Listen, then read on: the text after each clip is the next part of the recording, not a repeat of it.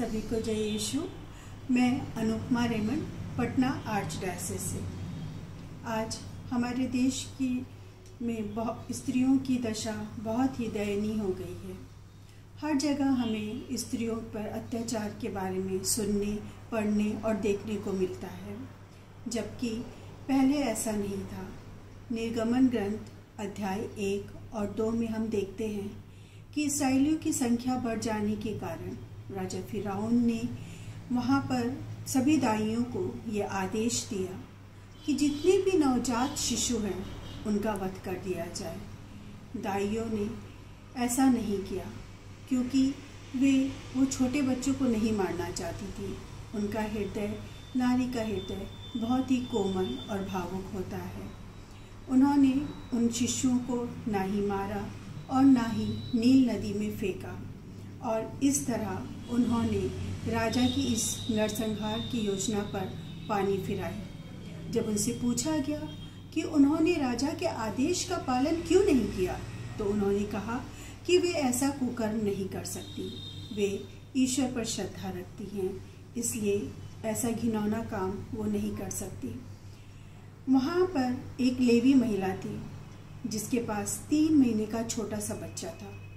उसने किसी तरह अपने बच्चे को 3 महीने तक बचा कर रखा, लेकिन राजा के भय के कारण एक दिन एक बेत की टोकरी में अपने बच्चे को एक चादर में लपेटकर नील नदी में उस स्थान पे बहा दिया जहाँ पर राजा की बेटी अपनी दासियों के साथ स्नान करने के लिए गई थी। जब उन्होंने उस टोकरी को देखा तो वे उसे अपने साथ महल में लेकर आई और उन्होंने देखा कि उसमें एक छोटा सा नवजात शिशु है जो कि बहुत रो रहा था। शायद उसे दूध की आवश्यकता थी, वो अपनी माँ को खोज रहा था।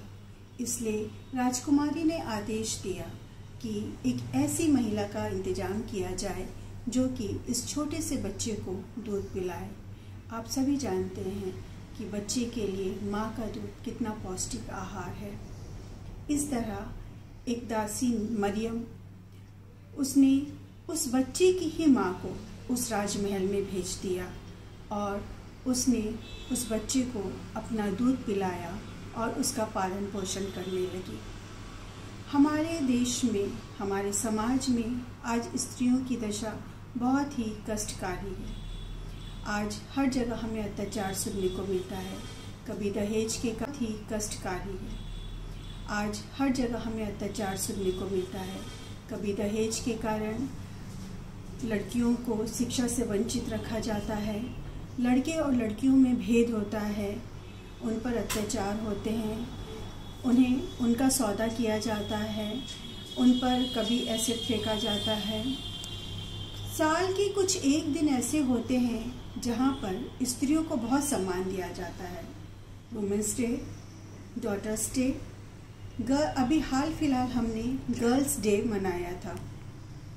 तो ये कुछ एक दिन ही हमारे लिए नहीं है। हम स्त्रियों को हर दिन सम्मान की ज़रूरत है। हर दिन जिसके वे हकदार हैं उन्हें वो सम्मान चाहिए।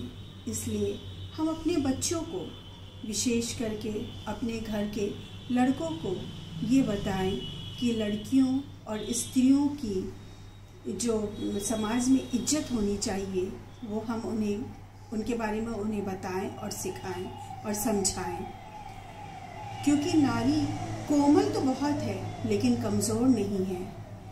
वो कहते हैं ना कि कोमल है, कमज़ोर नहीं हम, शक्ति का नाम ही नारी है। जग को जीवन देने वाली मौत भी तुझसे हारी है। आइए इस प्रयास में आगे बढ़ते हुए हम अपनी बच्चियों की जिम्मेदारी अपने ऊपर लें, उन्हें बचाएं। जय यीशु।